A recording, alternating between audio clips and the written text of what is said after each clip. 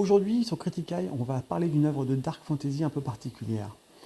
Une histoire qui commence comme une fantasy classique avec un groupe de héros, mais qui prend rapidement une direction beaucoup plus sombre et personnelle. Je parle de Roll Over and Die, I Will Fight for an Ordinary Life with My Love and Cursed Sword. Ah oui, derrière ce titre à rallonge, on devient un animé qui est relativement sympathique. En fait, c'est une œuvre qui mélange aventure, survie et reconstruction personnelle. On est déjà, pour commencer, sur une héroïne un petit peu différente des héros classiques, une fois de plus. L'histoire suit Flamme Abricot, qui fait partie du groupe de héros censés sauver le monde. Mais contrairement aux autres membres, elle semble totalement inutile.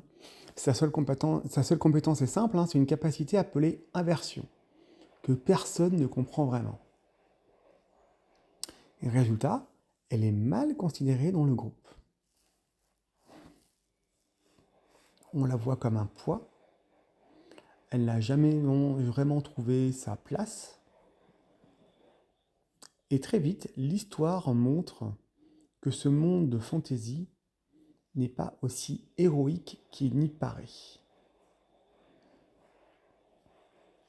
Après avoir été abandonné par le groupe du héros, Flume se retrouve seule dans un monde très dangereux, on va dire.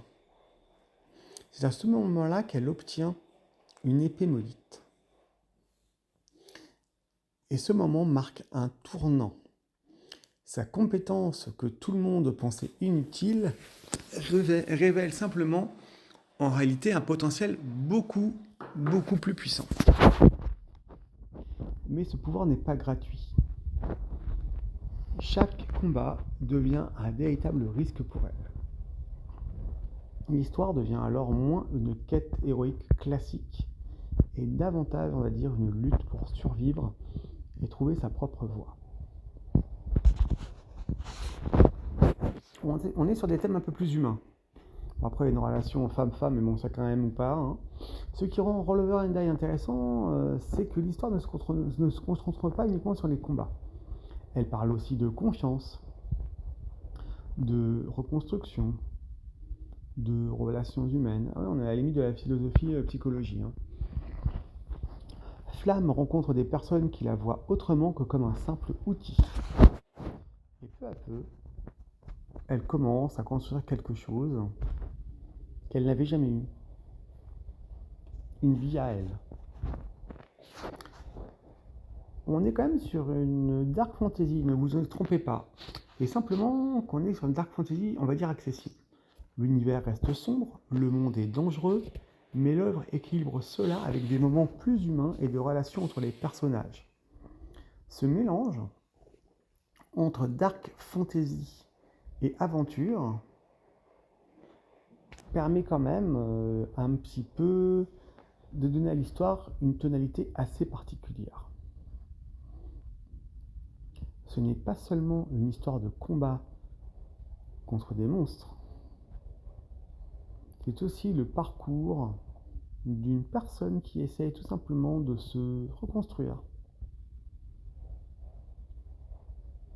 En conclusion, Roll Over and Die propose, on va dire, une approche un peu différente de la fantasy, avec une héroïne qui doit tout simplement apprendre à survivre, découvrir ses capacités et surtout trouver sa place dans le monde. C'est une œuvre sombre, ne vous y trompez pas.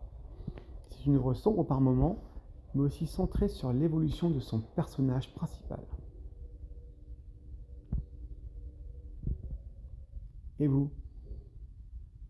Est-ce que vous connaissez Roll Over and Die? Qu'est-ce que vous pensez tout simplement de cette histoire? Dites-le en commentaire. Et si vous aimez découvrir tout simplement des mangas et des animés ou light novels intéressantes, abonnez-vous.